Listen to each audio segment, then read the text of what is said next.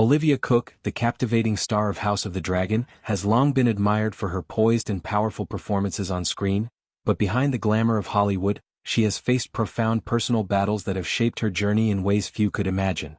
In a raw and revealing interview, Cooke delves deep into the harrowing experiences of her early 20s, a period marked by relentless panic attacks, a devastating mental breakdown, and an ongoing struggle with body image that continues to resonate amid the industry's evolving standards of beauty.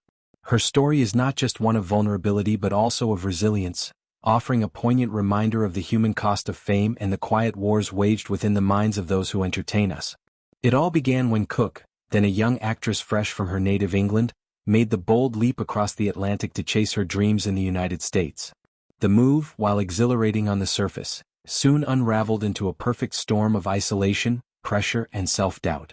At just 22 years old, she found herself thrust into a world that demanded perfection at every turn, flawless auditions, unyielding schedules, and the constant scrutiny of casting directors who seemed to hold her future in their unforgiving gaze. What started as manageable anxiety quickly escalated into something far more sinister. Daily panic attacks that gripped her for 3 grueling weeks. Imagine waking up each morning with a vice around your chest, your heart racing as if fleeing an invisible predator, your thoughts spiraling into a vortex of fear that no amount of deep breathing could quell. For Cooke, these episodes were not fleeting moments of nerves but a relentless assault, leaving her breathless, trembling, and utterly convinced that she was unraveling at the seams. As the panic attacks subsided, they gave way to a deeper, more insidious foe, obsessive-compulsive disorder, OCD, intertwined with intrusive thoughts that haunted her every waking hour. These weren't the benign worries most people brush off. They were vivid, torturous visions that played on loop in her mind, whispering doubts about her sanity, her worth, and her very existence. Cooke describes this phase as a 3-year odyssey through a personal hell, one where the boundaries between reality and nightmare blurred into oblivion. "I wouldn't wish it on my worst enemy," she confesses, her voice carrying the weight of those dark days. "It was like you're being tortured from within." Picture the scene. A young woman in a foreign city, far from the comfort of family and familiar streets, pacing her apartment at odd hours, compelled by rituals that offered no real relief, counting steps, replaying conversations, or avoiding certain triggers that felt like landmines scattered across her daily life. The OCD manifested in ways that isolated her further, turning simple joys like sharing a meal with friends into minefields of overanalysis and dread. Sleep became a luxury she couldn't afford, as the nights stretched into endless marathons of mental wrestling, her mind a battlefield where logic lost every skirmish.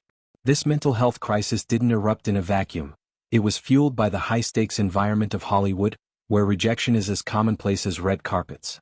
Cooke arrived in Los Angeles with stars in her eyes, armed with a resume that included breakout roles in films like Sound of My Voice and The Quiet Ones, but the reality of breaking through proved far more brutal than any script she'd read. Auditions became gauntlets of judgment, where a single off-note glance from a producer could send her spiraling into hours of self-recrimination. The pressure to conform, to slim down, to emote just right, to embody characters who were often idealized versions of femininity, amplified her vulnerabilities. She recalls the early signs, a knot of unease in her stomach before callbacks, a mirror that suddenly seemed to mock her every curve and contour. By the time the panic attacks hit, she was already teetering on the edge, her sense of self eroding under the weight of expectations she hadn't fully anticipated.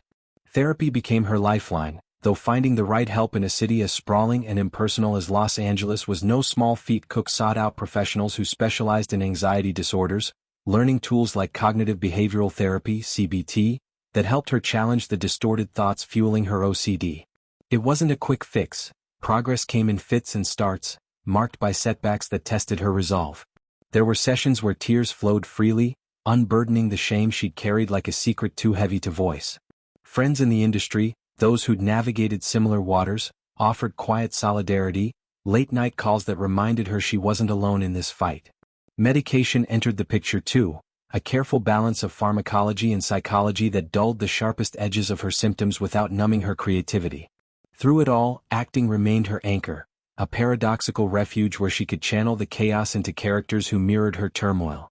Roles in projects like Bates Motel allowed her to externalize the internal, transforming personal pain into art that resonated with audiences worldwide. Fast forward to more recent years and Cooke's battles have evolved, taking on new forms in the glare of social media and the relentless churn of celebrity culture. Her role in Prime Video's The Girlfriend required her to bear more than just her emotions. It demanded nudity, scenes that stripped her down to her most vulnerable state. Preparing for those moments was an exercise in confronting every insecurity she'd ever harbored.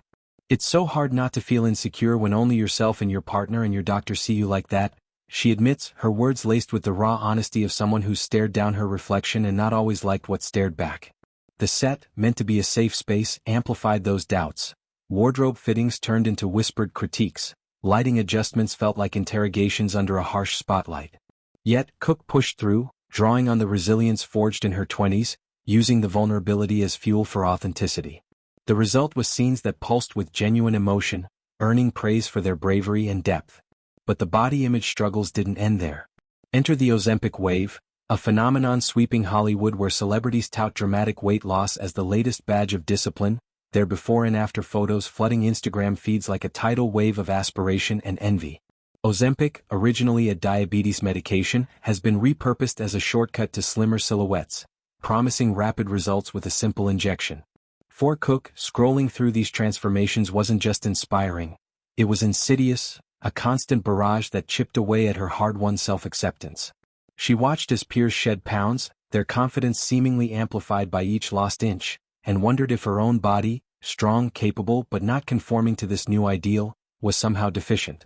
The pressure was palpable, especially as she geared up for filming Brides in the vibrant, history-rich streets of Budapest.